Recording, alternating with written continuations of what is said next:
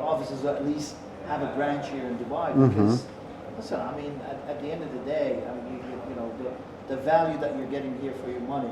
It's a lot. That's what I'm telling Brazilians today.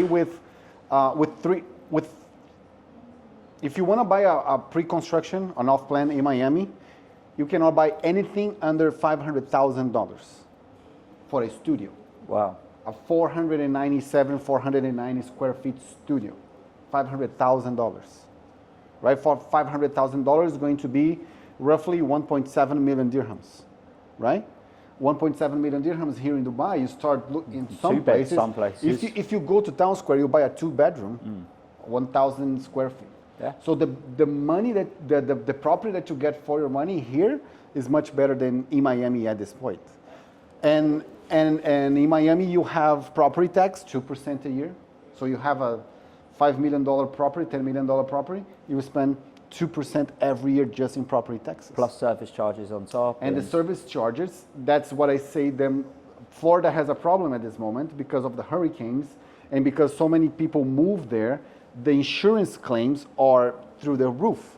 So when the insurance claims go up, what happened? The premium goes up. Yeah. So the buildings, the service charges in the buildings are skyrocketing. So those old buildings from the 60s, the 70s, the 80s, they are being bought by developers because people that live there cannot afford the service charge. So developers are buying, literally putting it down and building new ones. Because you cannot afford it anymore. Yeah, the plot's good. So for an investor that is buying for a rent, you are going to get their maximum gross 6 to 7%. Gross. Yeah. You take 2% property tax, you're earning 4. You take the service charges, you're talking about 1.5, 2% maximum. And here you don't have anything of that, and the service charges is regulated by the government. Yeah. So you know that it's not going to. It's interesting you mentioned about the service charge, because this morning I was at one of the brokerage companies and I was presenting the project to them. So we came to the slide where I talked about the service charge. You know, and I'm like, guys, before you raise your eyebrows and tell me this is a lot, let me explain to you the amenities and the facilities, and let me explain to you that it's not a commercial entity. This is purely a standalone hospitality branded residence. You know, so all the amenities and services are not paid by guests or commercial, whatever, purely for for the clients that are staying there, and 187 tenants enjoying 28 amenities. And I said at any rate these are regulated. Basically it's not where you go, oh, okay, I think this is much as it's going to cost. So we were involved from the beginning, and it's a very complicated process where you had other representatives from the brand, the W, who are familiar with running such establishment, but at that kind of standard. And then you have facility management companies who are experienced in running high-end residential, and they get together and they say, okay, let's put a schedule of how much does it cost to run an entity like that. And then at the end it goes to the land department. Land department says, you know what, that's within reason because they have some sort of a benchmark. So that's very, very regular. Yeah, and knowing that in the next year, because that happened in Miami, is going to double, because the government is going to say, no, that's a joke. This is how much you can raise, because that's what is whatever inflation, the index that they use, you can do it. So that's the point that I am at this moment, targeting the American and South American market to teach them more about how Dubai, even though, as I was saying, for Brazilians, Miami is 8 hours away, right? Dubai is 15. For Americans, the same thing. Americans, they are there, and Europe is 6 to 8 hours away, and Dubai is from Miami. The directed flights is 15 hours. So you need to break that barrier, showing them that for Brazilians, you know what? The flights are at night anyway. You're going to do 2 days. Yeah. Well, you're going to do the effort of like having to book and pack and sort of arrangements out, and for the sake of an 8 hour, like, okay, you might be awake for 8 hours, but then to sleep for 8 hours or whatever. For me, I mean, all of these things are great, but every time I think about Dubai, about you know, how easy it is to set up life and business, and you know, like, you know, you could register your car, okay, within minutes, without having to get out of your house, right? I mean, everything, it's unbelievable. I'll give you an example. And I keep laughing at it. I grew up here, and I know how Dubai grew, and you know, I've been in business, been in real estate, I've been in banking as well. But you know, every time Dubai keeps on surprising me.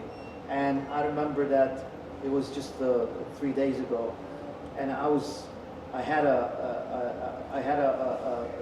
an interview, and you know, not interviewed for the job. I had one of the stations, local stations, wanted to interview me, and you know, they wanted to take pictures and all that kind of stuff. And I remember, I'm like, okay, you know what? I don't have that particular kind of tie, you know, and you know, I don't want to look good.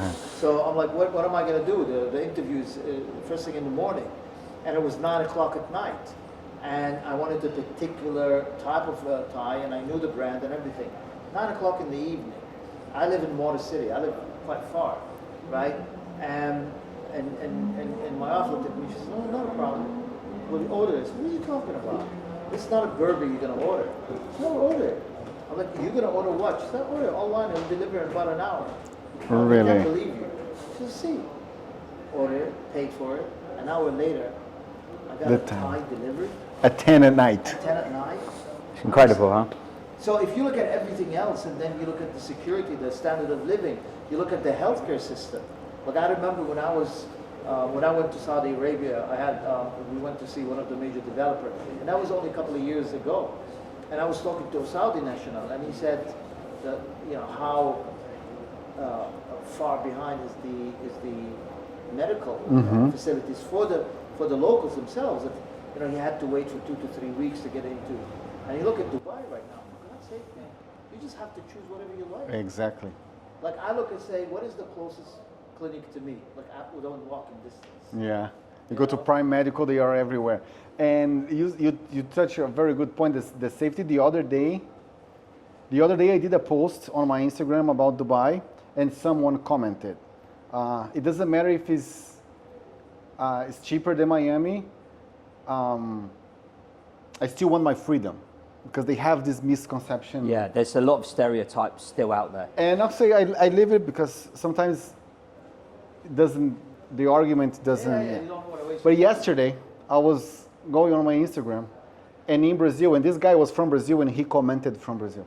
In São Paulo now, they are installing in condos. Like you have your unit in your condo, they are installing armored doors.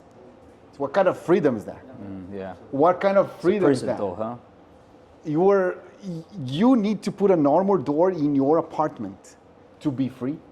That makes no sense. Free for me is like I go out and leave my door open and I know nothing's going to happen. Yeah, I mean, listen, and with all fairness, I mean, they've come a long way in terms of changing a lot of laws and regulations. I mean, they did, and you know, it happened so fast and happened so gradual, and they will continue to do that. The one thing that I still kind of you know, watch with interest is the biggest casinos.